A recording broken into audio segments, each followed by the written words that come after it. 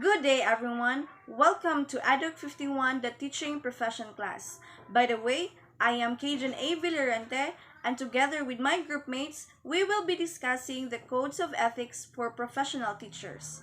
Before we proceed to the articles of the code, I would like to read the preamble first, and it says, teachers are duly licensed professionals who possess dignity and reputation with high moral values as well as technical and professional competence. They strictly adhere to observe and practice this set of ethical and moral principles, standards, and values. Now, if you take a look at the words used here, in the preamble, we may say that the society or this code expects too much from the teachers and that all these things are very idealistic. But whether you like it or not, when you become a teacher, then you will be subject to a lot of scrutiny and to places, and you will be considered not an ordinary individual, but a person who impacts positively the lives of the students. So for you to be such, because you positively impact the lives of the students, then people would expect too much from you. So first, you must be a licensed professionals. So teachers are required to obtain a license in order for them to be called as professional teacher, which signifies that they have met the necessary educational and training requirements to be competent in their roles. This ensures that they have the knowledge and skills needed to effectively educate and guide their students. Also, teachers are expected to conduct themselves with dignity and maintain a positive reputation both inside and outside of the classroom. This includes treating students, colleagues, and the community with respect and professionalism. Third, we have high moral values. The teachers are the role models for their students and are expected to demonstrate integrity, honesty, and fairness in their actions. In addition to moral values, teachers are expected to possess the necessary technical skills and expertise to deliver quality education. This includes staying updated on educational practices, curriculum developments, and teaching methodologies. Moreover, a teacher must follow a set of ethical guidelines that govern their behavior and interactions with students, parents, and colleagues. Standards and values. The teachers are expected to uphold professional standards set by educational institutions, regulatory bodies, and professional organizations. So overall, the preamble tells us that the integral role that teachers play in society and the significant impact they have on the lives of their students. By embodying ethical and moral principles, teachers contribute to the development of responsible and well-rounded individuals. So, for the continuation of this topic, I will give the floor to Ms. Fallier. Hello everyone, so I am by the way Paula Elaine Fallier and I will now continue our discussion. And now here we have the Article 1, the scope and limitations. So here is its Section 1. Section 1 talks about the Philippine Constitution that provides educational institutions and shall offer quality education for all Filipino citizens. A vision that requires professionally competent teachers committed to its full realization. The provisions of this code shall apply therefore to all teachers in all schools in the Philippines. Section 1 of the Philippine Constitution emphasizes the importance of educational institutions offering quality education to all Filipino citizens. This vision can only be achieved with the help of professionally competent teachers who are fully committed to its realization. The provisions stated in this code are applicable to all teachers in all schools across the Philippines. And This section highlights the significance of ensuring that education is accessible and of high quality for every Filipino citizen. It also recognizes that the teachers play a vital role in achieving this goal. By requiring teachers to be professionally competent, the Constitution emphasizes the importance of well-trained educators who possess the necessary knowledge and skills to provide quality education.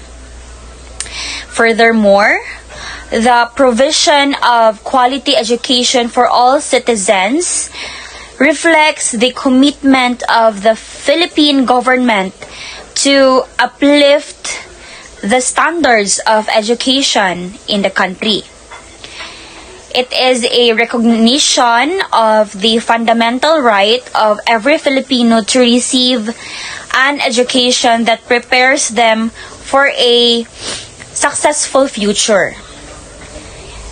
Section 1 of the Philippine Constitution underscores the importance of quality education for all the Filipino citizens and the crucial role that professionally competent teachers play in its realization. It also sets the framework for ensuring that educational institutions in the Philippines provide an inclusive and high-quality learning environment for every individual. And here, now we will talk about the Section 2.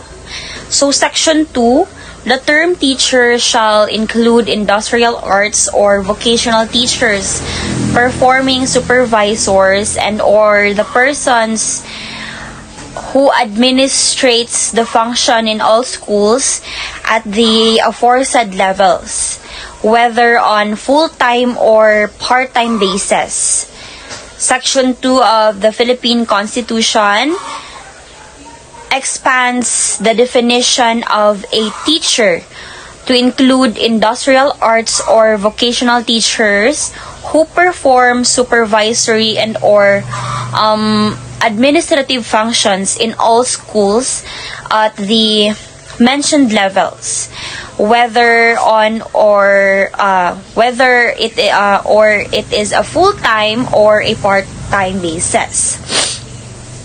And this section recognizes that the role of a teacher extends beyond traditional classroom teaching. It also acknowledges that industrial arts or vocational teachers who specialize in providing practical skills and knowledge also contribute significantly to the education system. In addition to their teaching responsibilities, these teachers may also perform supervisory and administrative functions. This means that they may take on roles such as overseeing the implementation of educational programs, managing resources, and providing guidance and support to the other teachers. By including industrial arts or vocational teachers in the definition of a teacher, the Constitution acknowledges the diverse range of educators who contribute to the overall development and success of the educational system. Therefore, the Article 1 of the Philippine Constitution, specifically the section we discussed, emphasizes the scope and limitation of the provisions regarding the education in the country. So, Section 1 highlights the constitutional mandate for educational institutions to offer as what I have said, the quality education for all the Filipino citizens. It also underscores the importance of professionally competent teachers who are committed in realizing this vision. This section emphasizes the government commitment to providing accessible and high quality education for every Filipino. Also, Section 2 expands the definition of a teacher to include industrial or vocational teachers who perform supervisory and or administrative functions, and this recognition acknowledges the diverse roles and contributions of educators beyond the traditional classroom teaching. It also ensures that these teachers are protected and included in the educational system. So, therefore, this section demonstrates the commitment of the Philippine Constitution to providing a quality education and also recognizing the crucial role of teachers in achieving this goal. Overall, this section reflects the importance of education as a fundamental right and a government responsibility to provide a strong educational foundation for the advancement of the nation. Also, they underscore the commitment to creating an inclusive and equitable education system that prepares individuals for a successful future. And that's all for my part. Thank you, everyone. Good day, everyone. I'll be tackling about Article 2, Section 1, the teacher and the state. So this article is about the relationship of the teacher and the state. So Section 1 tells us that the school is the nursery for the future citizens of the state. And when you speak of nurseries like that, it is like a plant that is given time and protection for it to be able to grow. And schools are likened to that, because it is in the school that the children are given ample opportunities to decide for themselves and to live the life that they desire. And also, it is in the school that the children are instilled with patriotism and nationalism. The teachers are also expected to teach not just information but also on morals and values for the students to grow, to be kind, to be emphatic, and to be good to one another. Good day, everyone. I am Christina Marie Binobo, and you can call me Teacher Tin. Now, I'll be continuing to discuss the Section 2 and 3 under the Article 2, which is entitled The Teacher and the State. Now, for the Section 2, it states that every teacher or school official shall actively help carry out the declared policies of the state and shall take an oath to this effect. Of course, teachers and school officials take an oath to support state policies to ensure alignment with educational goals and also to maintain public trust, obviously, and to uphold legal and ethical standards, and also to foster a consistent and accountable educational environment. Now, for the Section 3, it states that in the interest of the state and of the Filipino people, as much as of his own, every teacher shall be physically, mentally, and morally fit. Obviously, ensuring that every teacher is physically, mentally, and morally fit is crucial for the state's and Filipino people's interest, because it guarantees that educators can effectively perform their duties, and also it could provide a positive role model for students, and also it could provide to a safe and productive learning environment. Now I will give the floor to Mr. Darwin to continue the other sections. Section 4 of Article 2 of the Teacher and State. It is stated that every teacher should possess and actualize a full commitment and devotion to duties. This means the teachers are expected to be fully dedicated to their responsibilities and duties in educating their students. On the other hand, Section 5 of Article 2 emphasizes that teachers should not engage in any promotion of any political, religious, or other partisan interests. They're also prohibited from soliciting, requiring, collecting, or any receiving any money, service, or other valuable material for such a purpose. This section aims to ensure that teachers maintain professionalism in their role as educator. In continuation, the Section 6 states that every teacher shall vote and shall exercise all other constitutional rights and responsibilities. So now, if you are one of the teacher in this country, with that profession, it kind of changed the fact that you are still a living citizen in this country, right? Then, expectedly that you have this kind of rights to exercise, to sovereign in this country. And also, this section ensures that the teacher must be an active participant in any other governance activities because they're the one serves as one of the responsibilities as a frontliners, because with the both privileges of membership and duties that come with it, it responds the ability in achieving this kind of task that the teacher must attain. Good day everyone, my name is Kat Henning Tubanyag and I will be discussing to you Section 8. Section 8 is stated that every teacher shall enjoy academic freedom and shall have the privilege of sharing the product of his researches and investigation, provided that if the results are inimical to declared policies of the state, they shall be drawn to the proper authorities for appropriate remedial actions. Section 8 underscores the importance of academic freedom while acknowledging the need of mechanism to address the potential conflict with the states and policies. It highlights there that the dual role of education as both independent research and responsible citizens.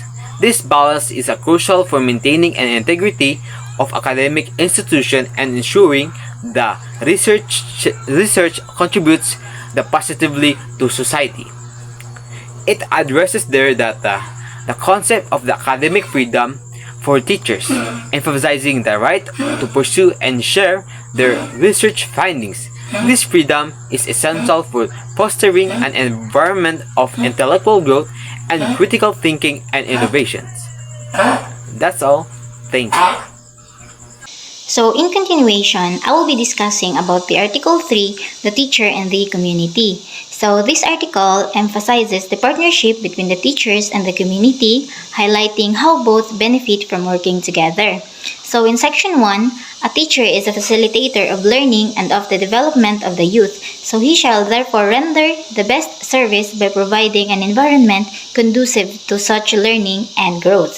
So, a teacher's role is to help students learn and grow. So, to do this effectively, a teacher should create a positive and supportive environment that encourages the learning and personal development. So, they should be the role model and the agents of change. For example, Miss Bukag is a high school teacher. So, she decorates her classroom with inspirational posters, keeps it clean, and ensures that all the students feel safe and respected. So she also uses various teaching methods and strategies to engage every student, making learning enjoyable and effective. So in Section 2, every teacher shall provide leadership and initiative to actively participate in community movements for moral, social, educational, economic, and civic betterment. So the teacher should take the lead and show initiative in getting involved in the community activities that aim to improve moral values and social conditions, education, the economy, and the civic life. So they should participate in activities that are both harmless and effective. So for example, Mr. Diaz, an elementary school teacher, organizes a monthly community cleanup drive in his neighborhood. So he encourages or invites his students and their families to participate in picking up garbage and beautifying the local parks and streets. By taking part in these activities, Mr. Diaz teaches his students the importance of environmental responsibility and civic responsibility, helping to improve the cleanliness and overall quality of life in their community. So, Section 3. Every teacher shall merit reasonable social recognition, for which purpose he shall behave with honor and dignity at all times, and refrain from such activities like gambling, drunkenness, and other excesses, which less illicit relations. So, in this section, means that every teacher shall receive proper respect and recognition in society. They should always behave with honor and dignity, which includes avoiding activities like gambling, smoking, drunkenness, and other excessive behaviors, not to mention any improper relationships. So essentially, it sets standards for teacher to maintain a positive image and behavior in their personal and professional lives. Thank you. Section 4. Every teacher shall live for and with the community, and shall therefore study and understand local customs and traditions in order to have a sympathetic attitude. Therefore, refrain from disparaging the community. Living for and with the community. So, by living for the community, teachers prioritize the interests and needs of the community in their professional practices. So, living with the community involves active engagement, respect for local values, and a collaborative approach to education that benefits both students and the community at large. Studying and understanding local customs and traditions. The teachers are encouraged to invest time and effort in learning about customs, traditions, and culture practices of the community in which they work. Developing a sympathetic attitude. So, by studying and understanding local customs and traditions, teachers can develop sympathetic attitude towards the community. Next is refraining from disparaging the community. So, this aspect underscores the importance of maintaining a positive and respectful attitude towards the community. The teachers should avoid making negative or derogatory remarks about the community they serve. So, by refraining from disparaging comments, teachers uphold professional integrity, promote harmony, and enhance trust and cooperation within the community. Section 5. Every teacher shall help the school keep the people in the community informed about the school work and accomplishments as well as its needs and problems. In Section 5, underscores the importance of teachers as ambassadors of the school, responsible for bridging the gap between the school and the community. So by keeping the community informed about the school's activities, accomplishments, needs, and challenges, teachers contribute to building a strong partnership that benefits students, educators, and the community as a whole. Good day, ma'am. I am Kurt Cyrus M. Plazos and I am going to discuss to you the Section 6. Every teacher is an intellectual leader in the community, especially in the barangay, and shall welcome to provide such leadership when needed, to extend counseling services as appropriate, and to actively be involved in matters affecting the welfare of the people. In other words, every teacher shall make it his duties to make an honest effort to understand and support the legitimate policies of the school and the administration, regardless of personal feeling or private opinion, and shall faithfully carry them out. That's all. Thank you.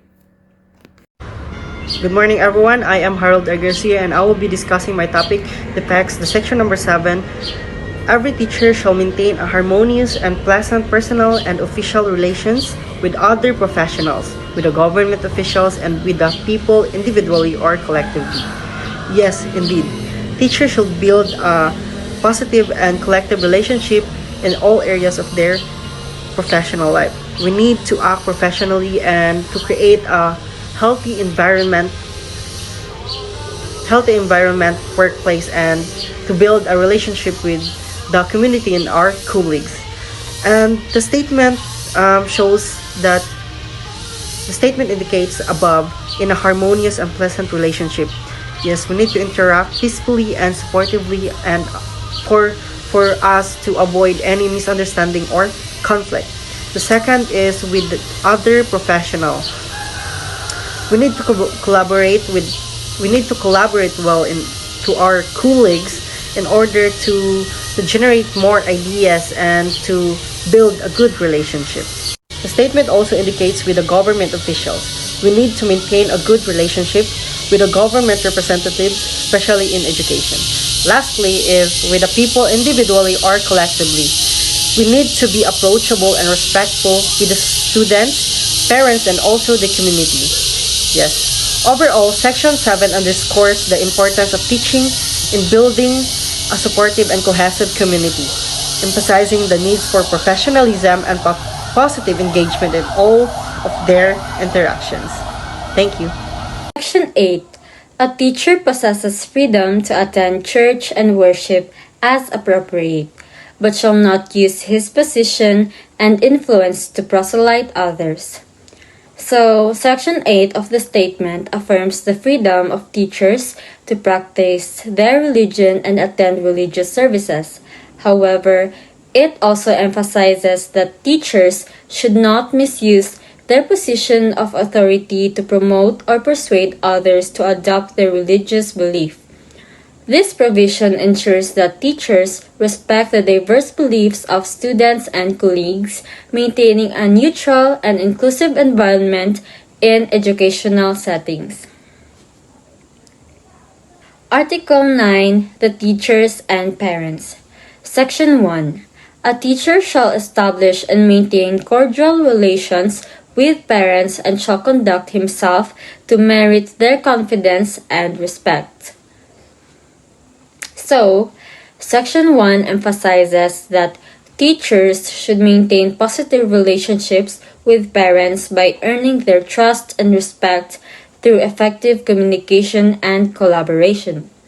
This provision underscores the importance of parental involvement in the educational process and highlights parents as valuable partners in supporting students' academic and personal development. Good morning, everyone. On to our last two slides of our report. It is all about the Article 9, Section 2 of the Code of Ethics for professional teachers emphasizes the critical role of communication between teachers and parents regarding the academic progress and deficiencies of the learners. In this section, it mandates that teachers must inform parents about their child's performance through appropriate and official channels, ensuring that such communication is both structured and formal.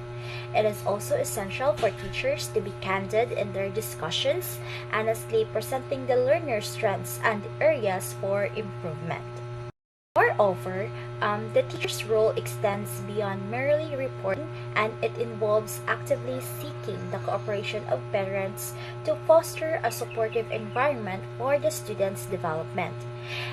Through this partnership, it is fundamental for addressing the learner's needs effectively and promoting their academic and personal growth. And by engaging parents constructively, the teachers can help ensure that learners receive the comprehensive support they need to overcome challenges and achieve their full potential. And the last section of the Code of Ethics for Professional Teachers in Article 9 underscores the importance of teachers responding to parents' complaints with sympathy and understanding while discouraging unfair criticism. In this section, it highlights that teachers must approach parental concerns with empathy, genuinely listening to and acknowledging their issues. By doing so, teacher may foster a positive and constructive relationship not just with students but also with parents, which is essential for the well-being and academic success of the learners. Furthermore, teachers are the one responsible for guiding these interactions toward productive outcomes, discouraging any criticism that is unjust or unconstructive. And through this approach, it helps create a respectful and supportive dialogue, ensuring that all the issues are being addressed in a manner that benefits both the student and the educational environment. For the conclusion of our report, the Code of Ethics for Professional Teachers is a crucial framework that defines the standards and principles guiding educators' conduct and ensuring they uphold integrity, responsibility, and respect in their professional roles. This code emphasizes the importance of ethical behavior in fostering a positive educational environment where the welfare and growth of students are being prioritized. By adhering to these ethical standards, teachers act as role models, demonstrating values such as transparency, empathy, and collaboration. This not only enhances the trust and respect within the school community, but also promotes the holistic development of learners. And the importance of Code of Ethics lies in its role in shaping a professional ethos that supports quality education and effective teaching practices. So thank you for listening and have a good day.